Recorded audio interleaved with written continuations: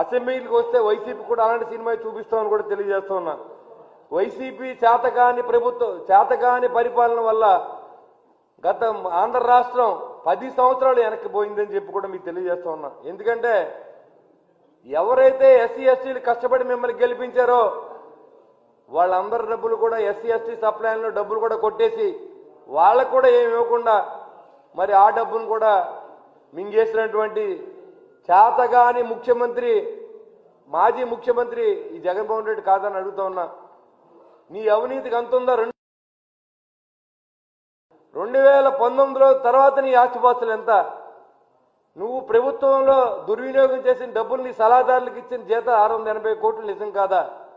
550 కోట్లతో ఒక సొంత భవనాన్ని నిర్మించుకుని నీ కుటుంబం విలాసవంతంగా బతకడానికి పేద ప్రజల కోసం ఖర్చు పెట్టవలసిన డబ్బులు నువ్వు ఖర్చు పెట్టింది నిజం కాదా అని చెప్పి మాజీ ముఖ్యమంత్రి జగన్మోహన్ రెడ్డిని నేను అడుగుతా ఉన్నా. మరి ఇంకా అంబటి రాంబాబు గారు చెప్తా ఉన్నారు, పుడతానే ఎంపీ పదవితో పుట్టాడు జగన్మోహన్ రెడ్డి అని చెప్పి.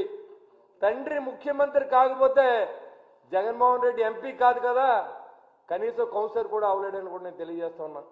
మా నాన్నగారు ముఖ్యమంత్రి అయి ఉంటే నేను ఈ పార్టీకి ముఖ్యమంత్రి అవుతునేమో. ఎందుకంటే అన్యాక్రాంతమైన డబ్బు వచ్చి పడింది కాబట్టి మీ దగ్గరికి ఆ డబ్బుతో పేద ప్రజలకు ఎరచూపి సంక్షేమం పేరుతో దోపిడీ చేసి మీకు బిస్కెట్లు వేసి కోట్లాది రూపాయలని మరి ఇవాళ దండుకున్న వ్యక్తి జగన్మోహన్ రెడ్డి. ఈ అంబటి రాంబాబు అనే ట్రాప్లో పెట్టి అందరినీ ఏదోటి మాట్లాడించాలని చెప్పి అతను గట్టిగా మాట్లాడితే నిజమైపోదు, అబద్ధం నిజమైపోదు.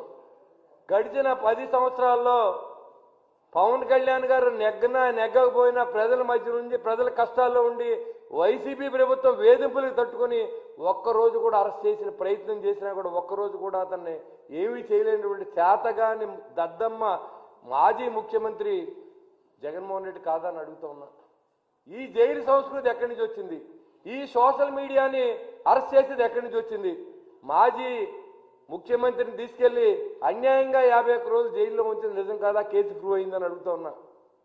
ఎంతో మంది పట్టాభి లాంటి తెలుగుదేశం కార్యకర్తలను కానీ మాలాంటి వాళ్ళని కానీ ఎన్ని ఇబ్బందులు పెట్టిందో ప్రభుత్వం కూడా మీకు తెలియజేస్తా ఉన్నా. అలాంటి పరిస్థితుల్లో నువ్వు నోటికి ఏది వస్తే అది మాట్లాడతావు. నిన్న మాట్లాడుతున్నావు ఒకటి, పక్కన ఉన్నటువంటి బొలిశెట్టి శ్రీనివాస్ గారు కానీ కొడతల రామకృష్ణ గారు కానీ ఏం మాట్లాడలేము. వీళ్ళిద్దరు నా పక్కన ఉన్నారు, ముగ్గురు ఒకసారి మాట్లాడలేము.